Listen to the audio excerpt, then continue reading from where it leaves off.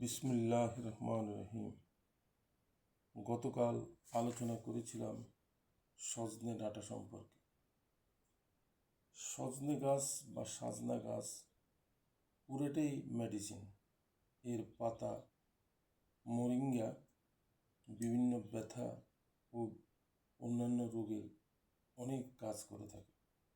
এর ছাল দিয়ে ভর্তা তৈরি করে খেলে ব্যথা ভালো হয় এবং এর যে মূল, সেই মূল ওষুধ হিসেবে রান্না করে খেলে পেটের পাথর, বিভিন্ন জায়গার পাথর পর্যন্ত গলিয়ে দিতে পারে।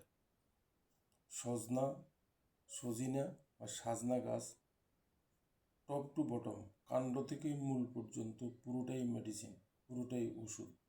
সাজনা গাছ আমাদের অত্যন্ত উপকারী একটি গাছ। একে আমরা যে কোনোভাবে, যে কোনো রোগে, কিছু কিছু রোগের জন্য ব্যবহার করতে পারি। সাজনার পাতাকে পাউডার করে মোরিঙ্গায় আমরা খেতে পারি, তাহলে আমাদের বিভিন্ন রোগের উপকার হবে, ব্যথার উপকার হবে। তো সে যাই হোক, আজকে আমরা আলোচনা করব ঘৃতকুমারী সম্পর্কে। ঘৃতকুমারীর গাছ,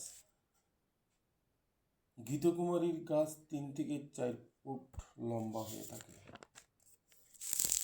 ঘৃতকুমারীর শ্বাস পুড়ে গেলে সাথে সাথে লাগালে উপকার হয়। ঘৃতকুমারীর শ্বাস কৃমির জন্য 4-5 দিন খাওয়া যায়, তবে বেশি দিন খাওয়া যাবে না। শুক্র বাড়ার জন্য, পুরুষের শুক্র বাড়ানোর জন্য ইয়ার শ্বাস খাওয়া যায়। জন্ডিসের জন্য ইয়া অত্যন্ত উপকারী।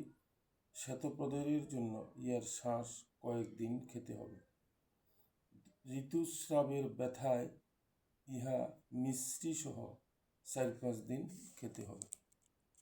ঘৃতকুমারীর গুণের কথা বলে শেষ করা যাবে না। ইহার পাতা বা ডগা কাঁটাযুক্ত থাকে। পাতার মাঝখানে থকথকে আঠালো পিচ্ছিল পদার্থ থাকে।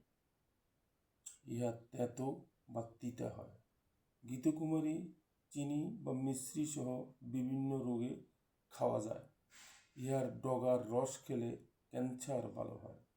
ঘৃতকুমারী একটি উপকারী ঔষধি গাছ। এটিকে আমরা বিভিন্ন রোগে ব্যবহার করতে পারি এবং এর চাষ করতে পারি। বাসাবাড়িতে ফুলের টবে, বারান্দায় চাষ করা যায়, টবের মধ্যে, ছাদে চাষ করা যায় এবং বাড়ির আঙিনায় চাষ করা যায়। ঘৃতকুমারীর গুণের কথা বলে শেষ করা যাবে না। তো সবাইকে ধন্যবাদ। আসসালামু আলাইকুম। আবার দেখা হবে ইনশাআল্লাহ।